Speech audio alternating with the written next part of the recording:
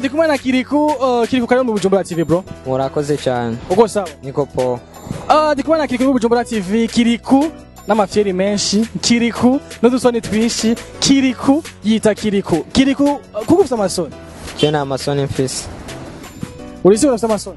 Twabibonye gute ko mfise amasoni? Dusome namba twako kwa amasoni ufise. Hata kama mi mtoto napita kulia kushoto mi na changamoto asei miki boko kabla kutana na Fizo walisema sitopata mshiko hivi na wafunika wananiita kifuniko wallahi nikipita tatazama noko noko Oscar Muzazi mulezama nitoa ngozana nipo malezi jo maisha magumu kidogo ni ito chizi sitapuguza na bado tazidi kukaza nile dogo dogo kidogo bado puguza michongo tota dogo na wapika kisogo na Tereza kama maji kwenye mtungi na Tereza Ari gucuka tigizanga gakiri.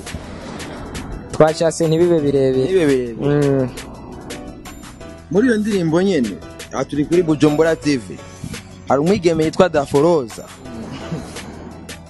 Wari kurabandanya ninde numve yuko uza kumushiramwo Daforoza.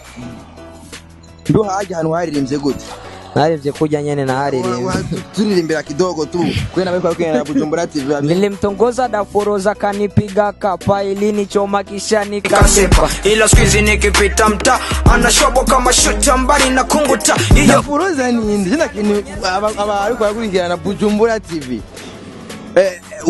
Uri mtongoza Daforoza akakupiga kapa urumva yarakwanye Daforoza hari jarudwa aga story gatoya kuko ngene nashoboye kumurisa Daforoza ama yarakwanye na Daforoza ninde kwa abantu badukeneye kumenya kamemekere kuko tumye Daforoza kutani alikupiga kapa ya big Taweza ubisanzwe Daforoza ntibinakenewe kwa jamwo nave mu bintu by'imi maze kujana mu ivesi big Daforoza warumaze kumumva Daforoza Jana narinze gusa shaka amutubwira ambisigurire usigo Daforoza ninde mwahuriye byagenze gute kuko nushaka kurenga inspiration ngiye bwa niri mutonga Daforoza kanipiga kapa urumva no musara kubona sinzi ngene kugivese ngene wayivuze so Daforoza ninde byagenze gute Byarashise kujya nyene na biririmbye ari nipiga kapa do story kidogo arabana bakunda bamenya ati byagenze uko twahuriye habe story mu ncamake tungene byagenze tu story ni ndefu lakini tu Daforoza alinipiga kapa kuna vingine nilimtongoza tu akanipiga kapa unampenda sana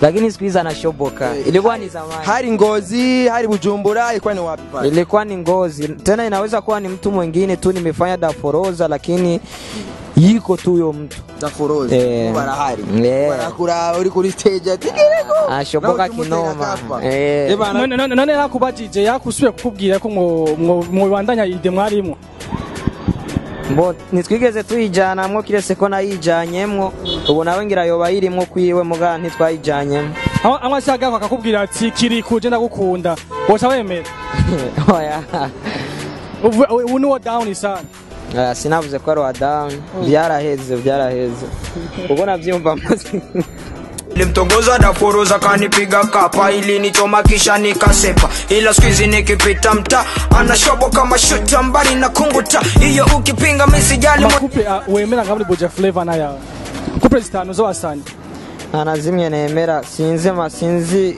bavyemera mu boye boja makupe ikupe nziza yo musani wemera abakundanye